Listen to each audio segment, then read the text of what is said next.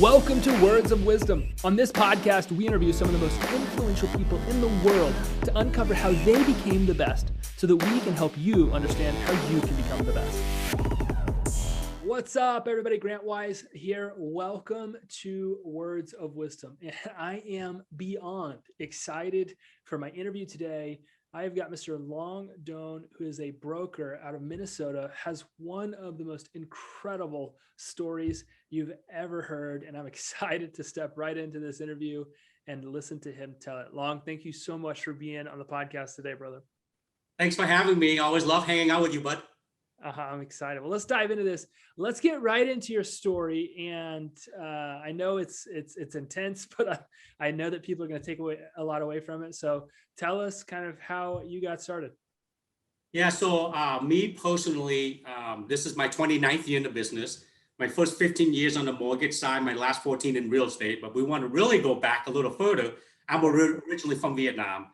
And my mom and dad actually both got scholarship to Florida State University from Vietnam. My dad came back with a PhD. My mom came back with a master's degree.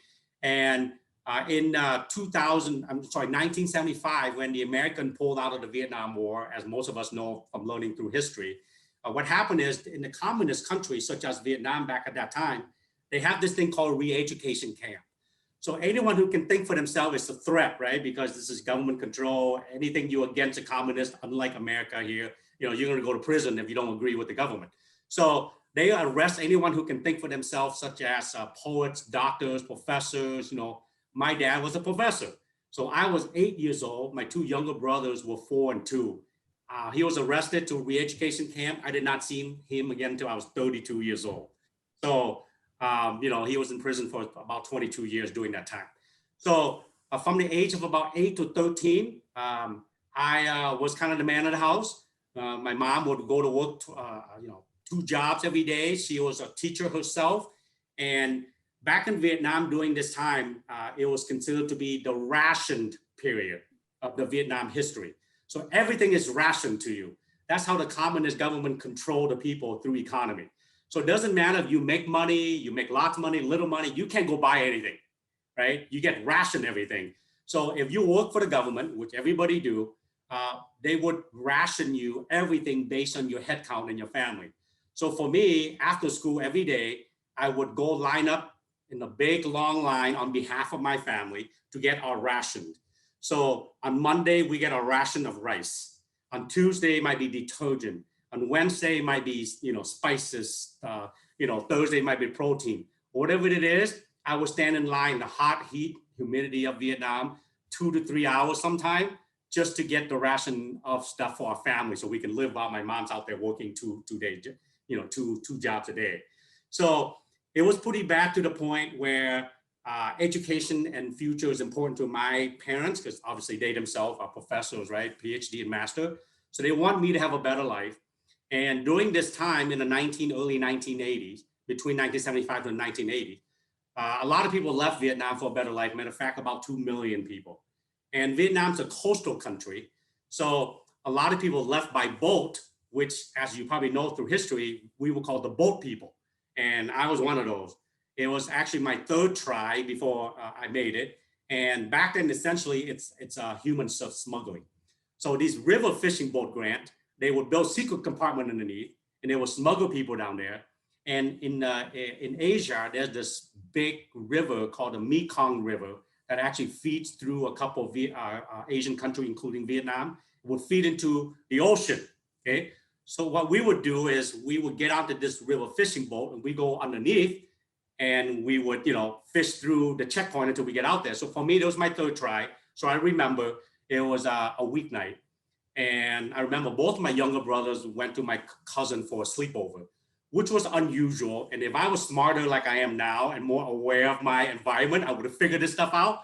I didn't think of it like, hey, school night, especially in Vietnam, you don't get to go sleep over on the school night, okay? So I should have figured that out. And then my grandma, because my dad was the oldest there. So back then, the culture is the grandparents would live with you because they would take care of their parents, right? So my grandparents lived with us. So my grandma, I remember maybe my favorite meal, which was barbecue pork. I remember I didn't have to fight my brother for, protein, because back then you would get probably half an ounce of a protein that you would eat almost like the whole family. We would split it up, very heavily salted to eat with your rice, right? So I remember I'm like, this is awesome. I'm not fighting my brothers. I get my own, And then it was that night. Both my grandma and my mom spent time with me before I went to bed, which was unusual because in the Asian country, we don't show a lot of affection.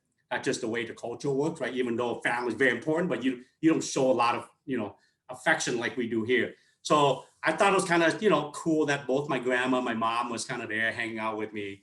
Now, remember, they can't tell me. I know I was going to try again because we failed the first 2 times. They can't tell me when it's happening because I'm 13 at the time. I would tell my brothers, my friend about it, right? And as people know about it because this is supposed to be a secret operation. So I remember then that day, it was dark out and I found out later it was about 3 o'clock or something in the morning. My mom woke me up and she told me it was go time. That's when I figured out, oh yeah, it's time to go. So bicycle, my mom on a bicycle, I was stood in the back. She would rope like an hour, out of Saigon. I actually live in Saigon. So, most Vietnam War movie, you see all this rice paddy, which was most of Vietnam was that way. I didn't know a lot about it because I lived in Saigon, So she took me out about an hour ride to meet some men I've never met before. It was a man that kind of the handoff. So before we left, my grandma told me she's proud of me, and then my mom handed me off. She said she's proud of me, be brave. Now, at the time, this is my 3rd try. Okay, remember, twice now, I came back. So I'm thinking, all right, Mom, I'll see you in a couple of days, right? All this stuff hasn't hit me yet.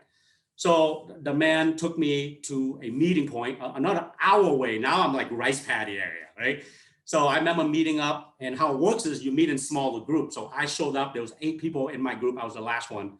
And I was 13, back then really small, right? Right now I'm 5'9", 175 pounds, normal for American, but I'm big for most Asian men, okay? But back then I was really little. So I remember meeting up, it was still dark out, and we would walk through the rice paddy to get to, you guys would call it the dinghy, but it's a smaller boat. So I remember trying to keep up with the big group. I'm little, tiny, the mud was up to probably my stomach, maybe my chest in some spot. I'm thinking, man, I might have made through some of this spot. And I'm trying to keep up with the whole group. Nobody knows me. I don't know anybody. So we did that for a little bit until we get to a little small boat. We got on and they took us down the river to the big boat. Okay. So the big boat is not even that big. It's just a river fishing boat. So what happened is we were kind of the last group to arrive. We're starting to get light out now. And I remember going down and going, God, there's a lot of people down here. But I was used to it because I have gone through this the last time. So what happened then, we get down there all cramped in. So if I can look around and show you, even my office is pretty decent sized office, probably 15 by 12. But imagine about maybe a couple office space, 10 by 10, maybe 3 of those. Imagine 153 people cramped down there. Okay. We sat shoulder to shoulders down there. So what happened then is you would fish down the Mekong River. And every time you get past a checkpoint with the Coast Guard, we would hear the knock, knock on the top, essentially telling you, all right, everybody got to be super quiet because this is the early 80s when the Vietnam was at war with the Chinese. And if you're 16 or older as a male, if you get caught, your death sentence would be, they would send you to the front line and let you run around till someone shoot you because they don't even want to waste a bullet on you. Okay, so that was your death sentence. Of course, we have older men on the boat, and if you get caught, you'll be screwed, okay? So it was literally been told, especially there's some smaller kids younger than me that people brought their family with, is that if they make noise, you muzzle the kid die, we gotta do it because we gotta protect the rest of the people, right? Mm-hmm. So the last time I got caught, we went through this same checkpoint and they took our money because it's very corrupt back then, and they still turned us in. That's what happened to me the last time, okay? So this time we got lucky. We made it all the way out. And by the time we get out to international water, this is where you see in movies and books, like pictures of hundreds of people on top of a little fishing boat. That's what happened. We all get to go on top, okay? So I remember we finally made it out there and everyone was going on top, and I was taught to be pretty polite back then. I helped everybody. So I wanted the last few to come on board on the top grant. And I didn't know this until later, by the way, but down underneath, I felt like it was an eternity. Apparently it's only 3 days, but 3 long days. Okay, now imagine you down there, shoulder to shoulder, sitting around, barely no food, little water pass around, rough water, right? People go number one, people go number two, people thrown up everywhere. So if you're ever outside and use one of those satellites, be at a concert, camping, sporting event, go in there and imagine one has been cleaned in a long, long time with no air circulation. And you stayed in there for 3 days in the dark. That's what it was like for me, right? So I remember when I got up on top, right away, I had this feeling like, oh my God, this is so awesome. That's fresh air that you take for granted. Literally, I tell people I felt like I went from hell to heaven, you know? I went up there and I can take this deep breath and thought it was amazing. And I was 13, all excited. And I remember looking around and all of a sudden I saw everyone actually just really scared and quiet. And all of a sudden it hit me. I remember stories that if I made it this far, and I didn't before, this is my first time. If you made it out international water, that's a point of no return. This is where you get the less than 50% chance of surviving because you're out there now. If you get caught, you get to go home, right? Like I did the last time. So this is during the early 80s, Grant, when the economy was also really tough back then. You know, you and I are not old enough to remember, but people always remind us back then in the 80s, that's also bad all around the world. And all of the surrounding fishermen turned pirates because when we leave from Vietnam, the money, the paper's printed on in Vietnam, it doesn't even worth the money it's printed on, right? So people converted them to jewelry, gold, and they take it with them. So surrounding fishermen turned pirates know this. So they would find this defenseless river fishing boat. We can't outrun the ocean boat, right? Little tiny river fishing boat. They would find us. They would come on board, take all the gold, the jewelry, they're pirate, take all the food, water, whatever's in there, rape the women usually, and they would sink the boat. And sinking the boat was mercy killing, because otherwise you would float until you die, right? That's even worse. So luckily for me, we did not run across anything, but people were scared because they know that was the time, right? So for us, I found out later, because a lot of story been told to me later when we made it, that we had 1 day left of water, food, and gas. So we got lucky, we ran into the good guy, not one of those pirates. Although I did see floating bodies at a 13-year-old, which means something had happened recently nearby, right? Just wasn't us. So they called to the nearest refugee camp. What happened was just a shipping ship that just happened to pass by. That's the escape plan, by the way. If you made it out to international water, you float until someone, picked you up. That is a good guy.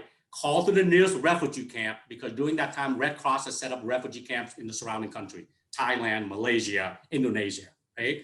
So where we were closer to Malaysia. So they called to the nearest refugee camp in Malaysia, which is called Bidong. So Bidong is in Wikipedia page, Grant, nicknamed back then as Hell Island. It was considered to be the most heavily populated place on earth. I was one of 40,000 people in the size of a football field.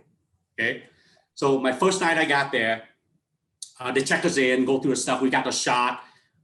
We given the information, and we declare or apply for what country we want to go to. So for me, it was America. My uncle, who's my dad's brother, lived in Minnesota. That's how I ended up here. So I declared him as my sponsor. Now, because I was an orphan, I was only there for 8 months, and I had a sponsor. I know many people there, my friends who I hung out with that 8 months, who were there for 4 to 5 years, because they declared the country they want to go to, but they didn't have family, so they had to wait for a nonprofit or church to sponsor them right before they get out of it. So this next part I'll share with you, my first night there, okay? It finally hit me. When people went to bed, it was crowded. I didn't know anybody, but I did find a spot on the beach that wasn't very crowded. And I remember that was the first night, I remember, Grant, that I actually cried all night, okay? It's the first time I actually emotionally cried, right? I've been hurt in the past, because it finally hit me that I actually made it. And I remember struggling that whole night, thinking to myself, wait a minute, that's great, I made it, but am I lucky or am I unlucky, right? Everybody I know is on the other side of the ocean. I'll probably never see him again. And I already know that if I made it this far, my job was to figure out a way to take care of myself, which I will have to. I don't know anybody here. Apparently there's 40,000 people here. I don't know. And I need to figure what's next. And then I got to figure out how to take care of my family back there. I mean, we all have kids, I have kids. I mean, 13-year-old boy, that's a lot of pressure, right? So I'm thinking, well, dang it, am I lucky or am I unlucky? Am I lucky I made it, or am I unlucky that now that I'm here, this is what's happening? So I remember struggling all night, and then the sun was starting to come up. I can hear people starting to get up, right? So I remember at that point, I had to make a decision. And this whole story I'm telling you has to do with what we're talking about today. It's about the mindset. And I did not know at that time, until I was in my 30s, when I think back, that at that point, I made a decision about my mindset I didn't realize would shape me or who I am for the rest of my life, right? Yeah. I remember at that point telling myself, put your big boy pants on and go figure it out. You are lucky. Instead of being unlucky, I decided I was lucky, right? You are the victor. I could have had the victim mentality for the rest of my life. I was a refugee boy, 13 years old by myself. What am I supposed to do, right? Make all kinds of excuses, but I didn't at that time. So I remember made that decision. Because of that, now I'm out there always looking for opportunity to help other people. I love giving it back and paying it forward, because I never want anyone to feel the way I felt that night. That's when I figured out my why later on. That was my why moment, right? They say most of us should have a purpose and a why. And most of the time, it's shaped during the age of 8 and 15. And sometimes it's in one specific event, or sometimes it's during a period of your life. And that was me, that during the period of that life of mine, and that specific event on the beach that night. I never want anyone, Grant, to feel the way I felt that night. Hopeless, helpless. I have no idea what's going to happen next. I have no idea. And I never want anyone to feel that way, which for me, later on, I realized how mindset really affected us, right? So then fast forward, I was there for 8 months. Camp life was crazy. By the way, the next night is my first night I actually slept, right? And I remember waking up, man, because remember, this is very dirty environment. I remember waking up to rats the size of my puppy dog right now. I mean, it was pretty scary for me, because it's very dirty there. My brother, luckily, by the way, so 8 months later, I ended up in Minnesota with my aunt and uncle. My younger brother, believe it or not, made the same trip 2 years later and made it, which was really lucky. He ended up in Indonesia. So his story was different. There, he had no rat because you have a lot of snakes. So the snakes had all the rat, right? So you got snakes and you got rats. So we fast forward, when he came to America, I lived with my aunt and uncle as well in Minnesota. When I was 18 years old, I moved out, put him through high school. He was in 8th grade at the time, all the way through high school. I worked 3 jobs, put myself through college, University of Minnesota. I got out, I got into the mortgage industry, 15 years, 14 years later ago, I got into real estate. I started Realty Group in 2009. I have a business partner here, Mike Bernier. You met him and talked to him before. We now have about, as of today, 654 on our roster. So one of the fastest growing real estate company in Minnesota. And I attribute most of this stuff to mindset. Man, and you had to have developed an incredible mindset throughout that journey. Did you ever, because I heard you say, I would figure out later in life, that was my why moment. How did you get to understanding that moment on the beach was your why moment or your purpose? Did you go through work? Did you see, walk me through how you eventually came to that conclusion? Yep. So you and I hang around all the time, right? We talk to people like us, right? We always talk about you should know your why, right? So I remember in my 30s or so, early to mid 30s, I remember, okay, what is my why? Why am I the way I am? Because I always realize that I appreciate every opportunity I have. Okay, people always say you're lucky. I believe luck is is preparation meets opportunity, right? If you prepare yourself, you do all the things you're supposed to do, and when the opportunity come up, you take advantage of it. So I have many businesses. I didn't start as early as you. When you were 19 years old, you start with your first one, right? And then you did all the things from there. You made all the money, and you started a bunch of businesses. I didn't start until I was later. So I remember thinking, I wonder what my why is. And I remember thinking that, I remember researching it, and I remember going, God, people said it's between the age of 8 and 15. So I remember thinking back and they tell you, people will tell me, well, because I want to make more money to take care of my family, right? It's like peeling an onion, right? You go, okay, why? I kept asking my why question all the way down to, they tell you when you know your why, Grant, you will know it. You get very emotional. You start probably physically crying, right? They said, oh my God, that is my why. And that's how I knew it. I took that journey, and I remember thinking back and digging for myself until I found it. And that's when I realized that moment, the night on the beach was my why. That sounds just insanely powerful. I mean, you said you found it in your mid-30s. And for all of those listening, you came into the United States when you were 15, right? And then your brother came in, and then you worked to put them through school. You did eventually get to reconnect with your parents. Can you tell us, for those that are listening to this, like what that was like? A few years after that, I sponsored my mom and my younger brother over, right?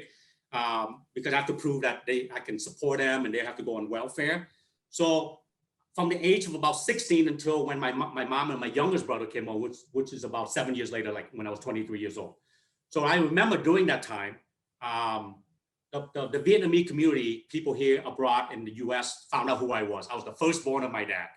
Now, my dad has an amazing story himself. So he's now considered kind of the Nelson Mandela of Vietnam, because he was in prison for 22 years, right? Mm-hmm. And the late Senator John McCain actually adopted my dad as a prisoner of conscience when he was still alive back in the day. Oh, wow. Well, back in the 80s and all the way up to the 90s, the US has an economic embargo on Vietnam. So every time they have a conversation with Vietnamese government, they actually bring my dad's name up. That's the only reason he didn't get killed, okay? So the last 4 years he was in prison, they actually isolated him, because before that he was writing articles about the democracy and human rights, and he gets smuggled out, published all around the world to read. So they were pretty threatened by my dad. And the last 4 years he was in isolation. Like they wouldn't let him talk to anybody, read anything, because they want to shut him out. So that was in the early 90s. So I remember they finally negotiated the release of my dad, the US and all the pressure around the country. But before then, I was kind of became the poster child for human rights and prisoner of conscience. That's what they call the political prisoners, right? Mm-hmm. So I would get flown by the organization to all over the country, to Canada, to meet with congressmen, senator in Washington, D.C., all over the place on my dad's behalf. And in fact, I accepted several awards on his behalf. The Kennedy Human Rights Award, I got to meet the Kennedy family, right? The Freedom Press Award. I would have to write all the speeches to speak on his behalf. A lot of pressure for someone between the age of 16 and about 20. Absolutely. Yeah. So that's what I did back then. And then finally, my mom, my brother came over, and then she took over and helped out. So it wasn't until 1993 when I got to see my dad again. So I remember they finally said, okay, you can go, but he has to be exiled. You have to leave Vietnam, because he become a symbol, right? So if he would be released out, there might be a revolution, all this other stuff. So now remember, my dad doesn't know what's going on right now. It's been 4 years in isolation. So of course he turned it down. He said, well, no, I'm not leaving, because he felt like he's become a symbol, right? So if he leave Vietnam, it would be like running away.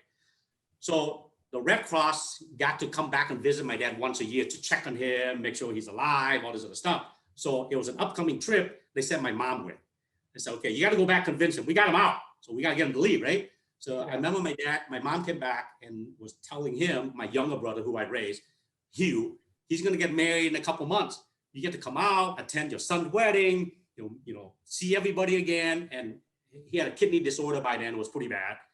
His eyesight was almost blind, because 22 some years hasn't upgraded his glasses, right? Can barely see.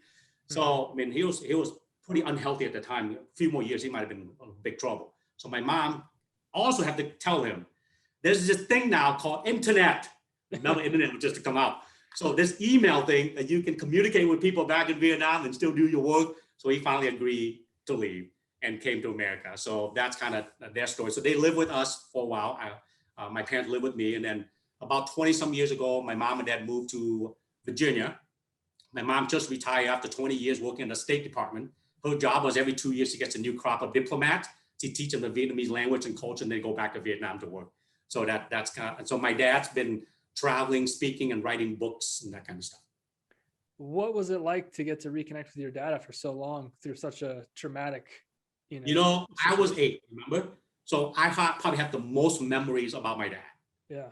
My younger brother, 4 and 2, was very young. He has no memory of my dad at all. It's actually been a family struggle, to be honest with you. I'm being transparent here to share with the public, right? Yeah. My 2 younger brothers had a lot of animosity and resentment towards my dad, because they felt like he picked or chose something else than the family, right? So he essentially, what he did, he had to sacrifice for the bigger, the bigger good, right?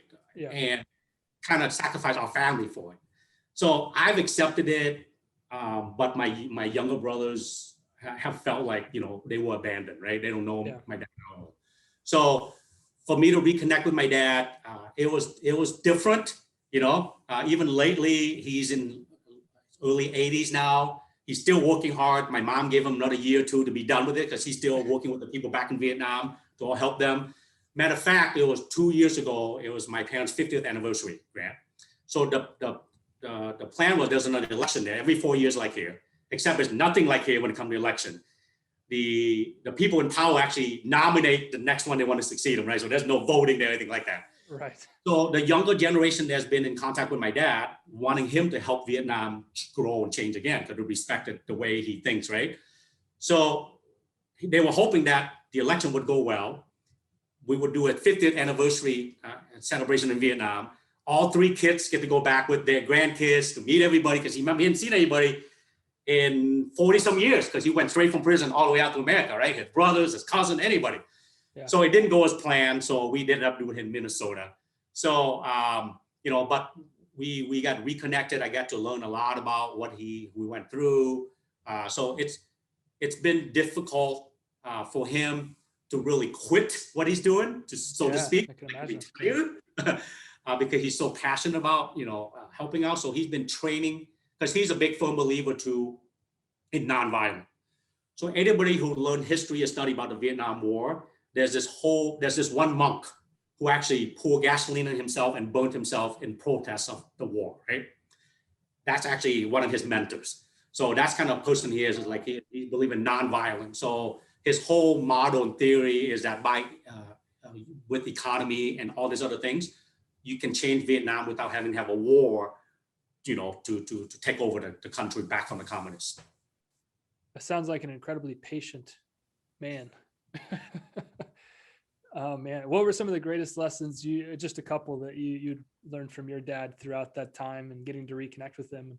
Yeah, well, think about what he went through, right? What he believed in, what he didn't want to give up. He never graduated from reeducation camp, so to speak, right? Yeah. So for me, one of the biggest things I probably learned was, it's better to do the right thing instead of what is easy or popular, So it's not that easy, but you need to. So always do what is right and not what is easy or popular. So for me, that's always been something that I believe in. I'm almost transparent to a fault. I rather tell the truth than try to, not tell something, because I just feel like that, it's a lot better and do what is right. So that's probably one of the biggest thing I learned. The other thing too is I learned that to get to achieve your goal, whatever, you have to make a lot of sacrifice. Oh yeah. In my dad's case, a lot of sacrifice. So for me then, I learned that how much am I willing to sacrifice and to what? So one thing I think I learned that I can be better than my dad is to be more balanced in my life, right? With the family, with the business, with fitness, with health, with, finances, the 5 pillars we talk about, right? Yeah. So that's one thing I learned from him is I like to be better in that place. You talk about incredible mindsets and just, the very nature of that story. I want to talk a little bit about your mom, because she would have had to have been unbelievably courageous to go through and do some of the stuff. Yeah. What were some of the greatest lessons you learned from her? Yeah. So of course, right. Work 2 jobs, send your firstborn out, chance to survive less than 50%. It was the 11th day when I finally made a refugee camp. I got to send her a telegram that I made it. You imagine, wow. 13 years old. I had kids I sent to a sleepover down the road, right? I'm constantly calling, texting, that they're okay. 11 days, you don't know your kid live or die, right? That's pretty tough for her. That's rough. The other thing is she totally dedicated her life to supporting my dad. Matter of fact, for almost a year to 18 months, they also arrested my mom, because at the time, my youngest brother was the only one left. They tried to use her to break my dad. They say, hey, you say this will let you out, because we already got your wife too. Your only one kid left is by himself, So the thing that she has to endure, wow. No one should have to go through it. How have you been able, or have you been able to take some of these life lessons and really kind of package them up in a way? Because you're one of the fastest growing real estate brokerages in Minnesota, right? You've excellent success, amazing success. what lessons have you been able to take and turn around and start teaching other people to help them kind of actionalize their dreams, connect with their why, learn how to suffer and sacrifice, I mean, for their goals? How is that kind of transitioned, into business? Yeah, it's I mean, great mindset is so powerful that people don't realize, right? Because whatever you think, I'll start with this. According to the National Science Foundation, on an average, we have like 50 to 60,000 thoughts a day. That's a lot. You don't realize, right? Because most of it's subconscious.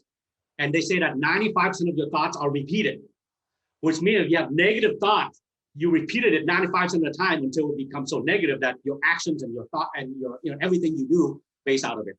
So when I learned that, I wanted to be more positive. But with that being said, there's three ways we learn as humans. Okay, one is considered the easiest way to learn, Grant, is by imitation, right? If you're doing something well, I'm not going to reinvent the wheel, I'm going to copy you, so that I'll just do it. It's the easiest way to learn, by imitation. Matter of fact, even though in school it's called cheating, in life it's called sharing, right? That's what you and I do with a lot of people we network and mastermind. The second way we learn is considered the hardest way to learn, is by experience. For example, what I went through, what you went through with your gutter business, with your roofing business, all the success you have, and then boom, it's gone, right? So that's the hardest way to learn, is the school of hard knocks, to go through by it. However, you can also learn through other people's experience. You don't have to go through yourself. Like, I would never wish anyone to go through what I went through just to learn, right? Which leads to the third way, is considered the most noble, is by reflection. Okay, and what we imitate, what we experience, what we learn from others, reflect on all of it for yourself. One thing I think in America we lack, as critical thinking. There's so much information out there coming at us. Which one do you believe in? Well, none. Do it yourself. Take all the information, put in, and then through critical thinking and reflection, and come up with your own, right, of what is right, what is wrong. But for me, my goal every day is to be the better version of myself from yesterday. Okay. I'm not going to try to be better than Grant, better than anybody else, because right? There's always someone better than you, and there's always someone worse off than you, no matter what. Golf, business, whatever it is, which is the true definition of being average. The best of the worst and the worst of the best, right? So I don't want to feel average. So my goal is just to be better than myself from yesterday. So my routine I have every night before I go to bed. First of all, you know me, a lot of people know me. I love to grow and learn, but I hate to read, because I'm high D. I want to get the information really fast, right? But I don't have a lot of patience, so I hate to read before. So every night before I go to bed, I always reflect, right? Because that's my reflection time. And some people might be the journal. For me, is my calendar. So literally, if you don't get on my calendar, it didn't happen that day. Yeah. So I used to look at my calendar, Grant, and I would say, hey, how did my day go? I might look back tonight and go, hey, how did my session with Grant go? Could I have done a better job? Could I have said this differently, right? That's how I think. That's how I learn. And then I ask myself that same question every night, and I have to be honest with myself. Did I learn something new today? If I did not, and most day I did not, I read 15 to 20 minutes a day, because I have a couple books next to my bed. That's how I tell myself to read, because it's my goal, it's my why to be a better version of myself. So once you do that, you start growing, and everything will follow, right? Your business, your personal life, your financial life, your health, all this other stuff, because it starts with your mindset. So if people remember that there's three ways we learn, and be okay to learn either or all three of those ways, and then just have a goal to grow and do better and help others around you grow. Have you developed kind of like, well, what is your system? Like, I feel like we all have a system that makes us tick and makes it operate. For me, I do the gratitude stuff, and but one of the things I've found that makes me move faster than anything is something I call a regret list. Yep. And when I write out, my major commitments for what I want to accomplish, I go through and I live in some pain about, man, what am I going to regret if I don't get to this point? And I found that sometimes people that I, surround myself with that kind of grow up, not necessarily in traumatic ways, especially, compared to you, but in really tough situations, they're almost more so fueled by pain than they are by pleasure. Yep. Have you ever paid attention? I mean, do you feel like you have a system that really drives you one way or another? Yeah. So like in a big 30,000 foot view, right? I call it the map to success. So I'm a big acronym guy, right? So MAP, M-A-P. For me, MAP, M is for mindset, right? Which is we talk about, right? If you have the right mindset, everything will happen, which leads to action, which is A. So action comes in everything, your habit, what you do, all this other thing. And then P is purpose. Without purpose, you won't keep going. So for me, that's always me reminding myself of the math of success, which leads to the other acronym that Mike and I have is called LIFE, right? This is what life is all about. So life is learn, implement, fail, evolve. So we're going to learn, you and I learn stuff and we go try it, right? We implement it. And we should be realizing that most of the time we will fail because we don't succeed every time. But because we fail, that's how we evolve, which is kind of the circle of life. So I'm more like on the big scheme of things, that's kind of my process. So for me, I'm all about the growth mindset. So I always say that build a plane while you're flying it. That's kind of my life, right? I'll dive in and do anything. I don't wait till I have a perfect plan. I just go do it and I'll make adjustment as I go. And so let's say if we want to get to 1,000 agents by the end of this year, right? Let's say by the end of this year, we only got 930. Instead of being disappointed, my way of thinking would be, all right, what could I have learned from this so that I can get to 1,000 next year faster? Mm-hmm. So that's kind of my process system. But then speaking of process system, in a people business, that's what you and I do, right? We don't show up to work, Grant, and we turn on the flip switch to go to work, right? You are who you are as a person. So for me, whether it's personal business, systems run business, people run system. I am all about system process. That's how I live my life, right? Even all the way down to the way I hang my clothes. I got my long sleeve, my short sleeve. I got my dark to my white. I got my work clothes and my golf clothes, and then my going out clothes. Even my dishwasher. Everyone who knows close to me know my dishwasher story. My wife would shake her head and walk away, but when she loads the dishwasher with my kids, I go back and reload them. Because I can get 50% more efficiently in the dishwasher. If I face them correctly, certain way, I get more glasses in, more plates in, different size, face them right so they're clean. I'm all about system process all the time. And then I surround myself with people who are better than me in everything. I have Mike here, I have many people here, I have you here. I surround myself with people who are better than me.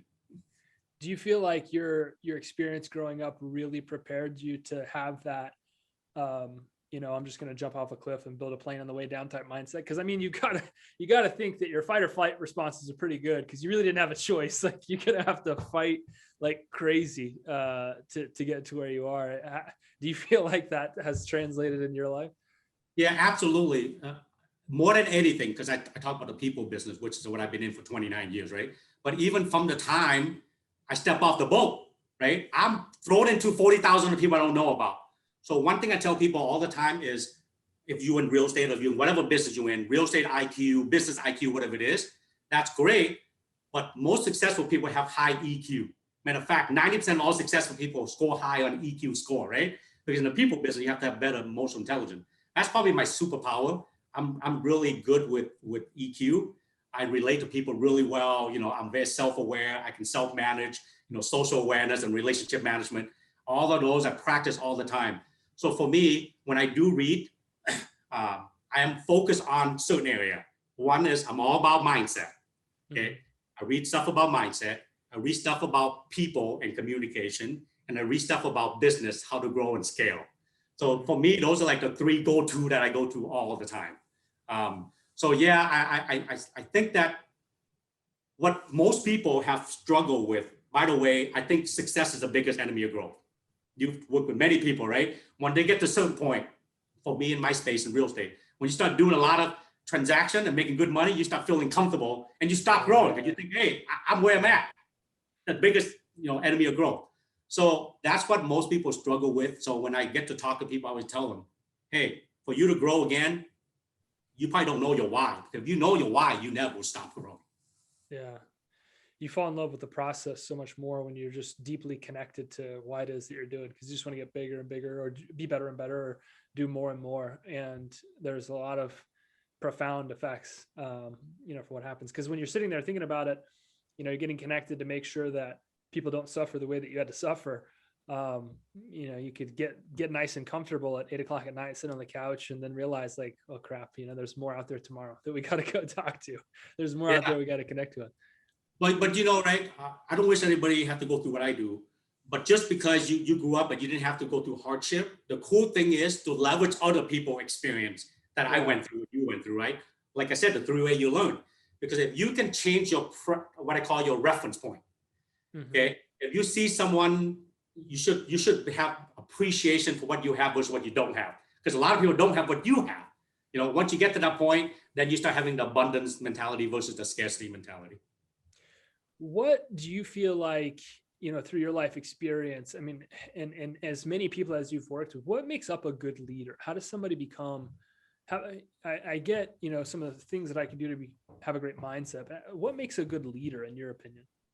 Yes. So there's a difference, as you know, a lot of us kind of know, right? The difference between a manager and a leader, right? A manager manages results. Like they're there to manage, this is working so you can achieve this goal, that goal. A leader inspires people to reach those goals. So that's the difference between the two. Most companies need both, because without someone to manage and hold people accountable, right? You can't just inspire, and they're lazy, don't do anything. Right. So that's one thing that's good for Mike and I together. He could be leading, I could be managing, or he could be managing, I could be leading. One cool thing to feed off each other. But I think great leaders that I learn from, that I read book and I see out there, including you, right, is to constantly inspire people to be better and to be there and to help them, to show them unconditionally without judgment. I think that's probably the biggest thing, because when people don't want to come to you if they feel like they let you down, or or they disappoint you, so when people fail, I want to let them know, okay, that it's okay. We don't want you to make this mistake again. So let's learn how do we prevent it from next time. And for me, most of the time as a leader, when people come to me and said, so-and-so screwed up, we need to let them go, my first question always is, did we do everything we could have done? Did we give them the right training? Do we have the right process system to prevent this from happening, right? And is this the first time? Because that's a learning opportunity. So those are the things that I do as a leader, to constantly assessing everybody, doing a SWOT analysis on myself all the time. What my strength, what my weakness, opportunity, threat. And I do that in every situation. And I never make a knee-jerk reaction. If I have to make a quick decision, I will. But most of the time, I want to make sure I have all the information before I make decisions. So I ask a lot of questions. Do you intentionally give yourself time before you force yourself to make a decision? Do you say, absolutely. Do you have rules for that? Yep. Even my wife and I, right? If we ever get in an argument, we always said, hey, let's take a deep breath to do whatever, right? And come back and figure it out. But for me, I always acknowledge, you never want to blow people off, right? Hey, right. I hear that. I'd like to get back to you about 3 o'clock today, and we can talk more about it, which then give me time to figure out what's going on. I might need more information, but now they know that I acknowledge what's going on and we have a time to try to solve it. So unless I'm put on the spot to solve right now, then I have to make a decision based on the information I have in front of me, right? But the better information we can make is the one that, the more information. However, if you're forced to make a decision on the spot, I always ask myself these 2 questions. One is, what's the worst that could happen if I don't do this? And what's the worst that could happen if I do this? And then I weigh out which is the best of the 2. I love it. I noticed you said something when we were talking about leadership. You said, as somebody that can inspire. And I love the way that you said that, because we live in a society right now that isn't doing a lot of inspiring. It's a lot of commanding or demanding. And just in your opinion, I mean, how do you see those 2 leadership styles playing out? It's harder when you try to inspire somebody, because the people you're trying to inspire have to be open-minded to be inspired, right? Versus the other style is managing people, you're pushing them to do something. So I feel like when it's the carrot or the stick, right?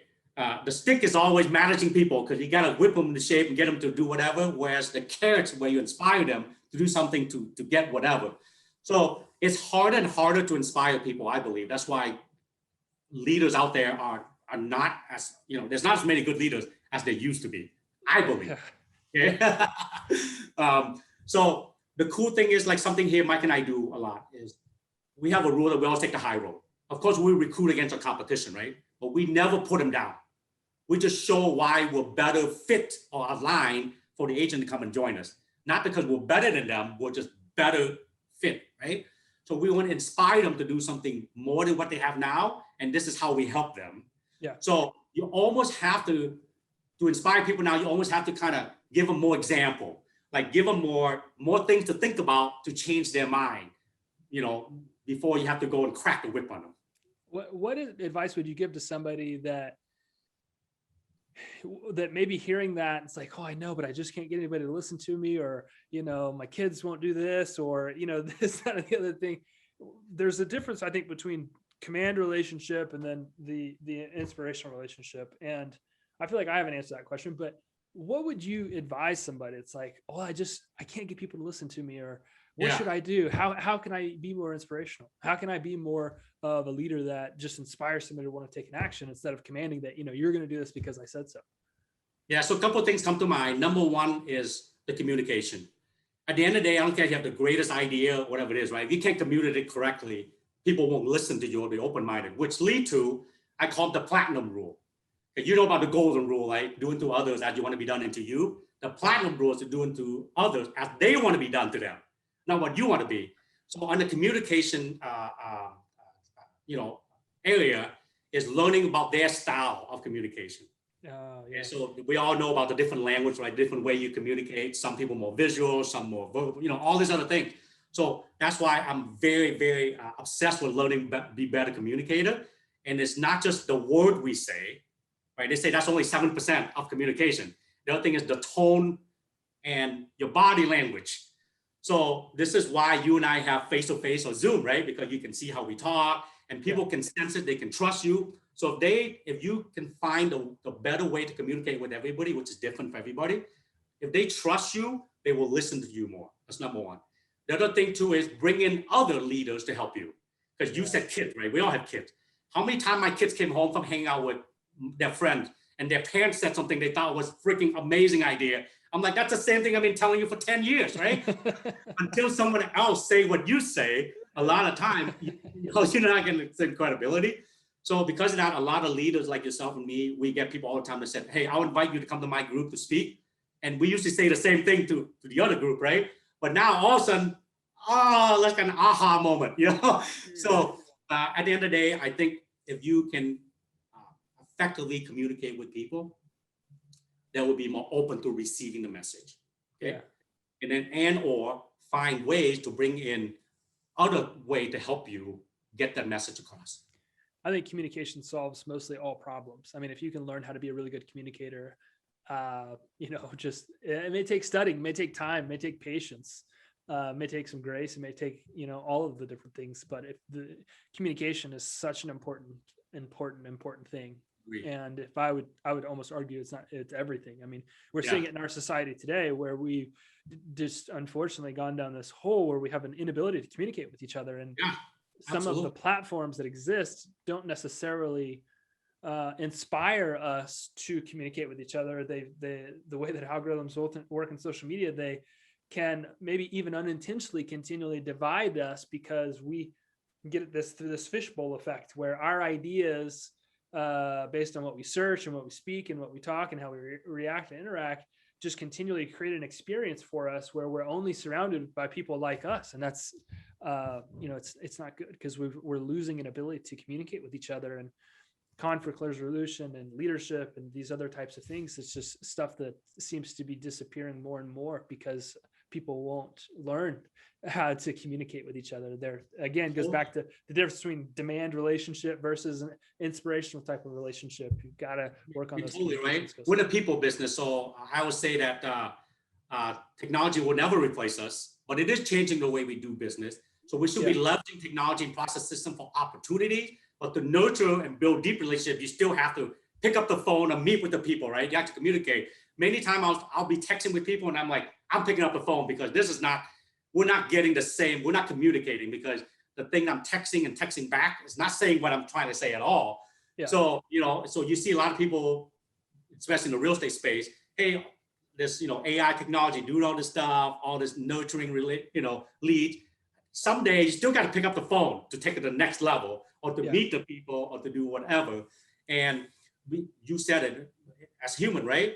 That's why we're different than animal, the way we communicate. And you don't learn how to communicate in the people business, you're going to struggle no matter, how good you are at what you do. Because I don't care how the best product you have, the best service you have, you don't know how to communicate that. No one's going to want to work with you anyway. 100%. Is there a way, going back to talking a little bit about fight or flight responses, is there a way that you can that you have found that you can build that muscle? What can you do for yourself to continually, because in entrepreneurship, owning a business, fitness, relationships, money, it's this constant, what seems like opportunity to fight or flight.